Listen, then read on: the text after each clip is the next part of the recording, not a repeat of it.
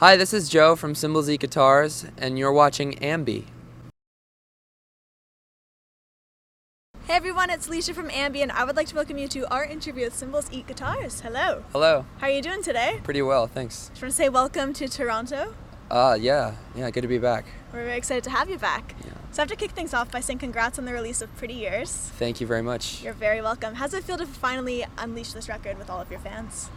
Well, the lead time, we made the record in only 6 months, wrote and recorded it in 6 months, so it seems like way shorter of a build-up than maybe the last record.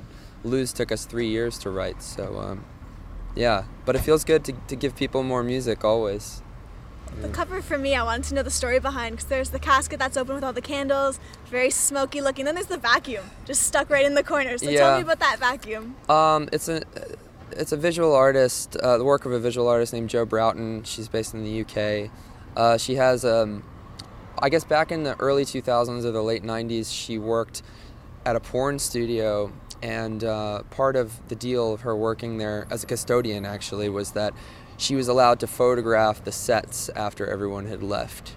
So it's part of a series of empty porn sets, which you wouldn't really notice from that photo, but on the vinyl packaging in the CD, on the inner sleeve, there's a few photos, like one's of a hospital room, and you see on the end table of the bed, there's like a bottle of lube, or like there's a dildo or whatever.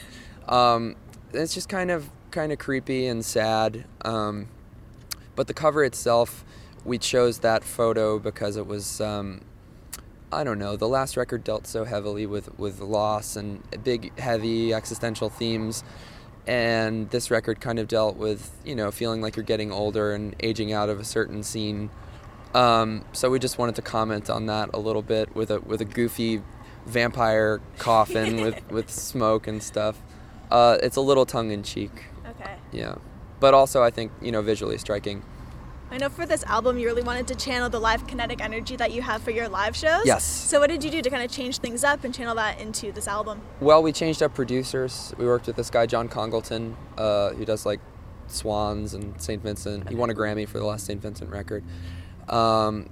Pretty big time producer guy. We went down to Dallas, where we have no friends, and so all we had to do was work on the album. No distractions. Exactly. I mean, every record I've ever made has been in New York City or New Jersey, where everyone I know lives. So it was interesting to be far away from all that and just only be able to work on the album.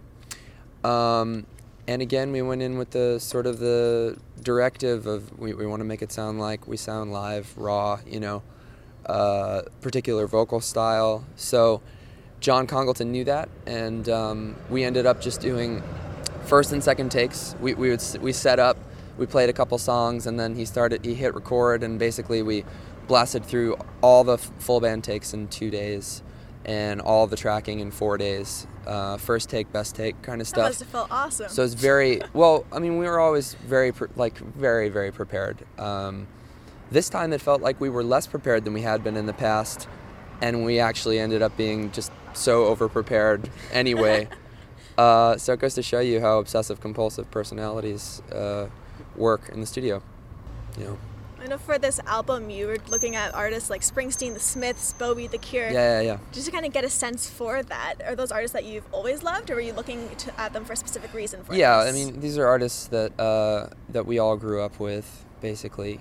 And they kind of represent to us something that's missing from rock music nowadays and indie rock, which is just kind of this bombast, and again, being showmen and big, grand, rock and roll gestures, reaching to the back of the room kind of thing. Bombast, like these artists all had it, and oftentimes they were making really strange records that somehow could make people, thousands of people in stadiums feel something at once. So obviously we're not playing to full stadiums, but the sentiment kind of resonated with us. You can get that vibe no matter the size of room you're exactly. playing. Yeah, Kudos exactly. to you. Exactly. I came across something saying that you're soon approaching playing your 1,000th show. Yeah. That's pretty crazy. Easily. I think we're past that now. But yeah, it is very crazy. The current incarnation of the band, I think we maybe played around 600 together, but before Andrew Dole joined, our drummer, we probably played a good 400 shows before that. So yeah, coming up on 1,000. Yeah. I noticed something in your feeds that I have to ask about. There's definitely this animal kind of vibe going through it. A couple from the American Kennel Club, some photographs of all these different animals on your Twitter. So I was wondering where that came from. Oh, that's from WikiHow. That's our bassist Matt. He's a comedian. For each of our shows on this tour, he's kind of pulled some of those drawings off of WikiHow of like what to do if your dog is misbehaving. I was trying to figure out the context. I'm like, where does this fit in? It's drawings from articles like that on WikiHow, just because he thinks it's funny, and I do too. So that's what it's been. Yeah. I just want to do a little quick fire round with you. What is a film that you can watch over and over? Blue Velvet. What's a must-have on your tour rider?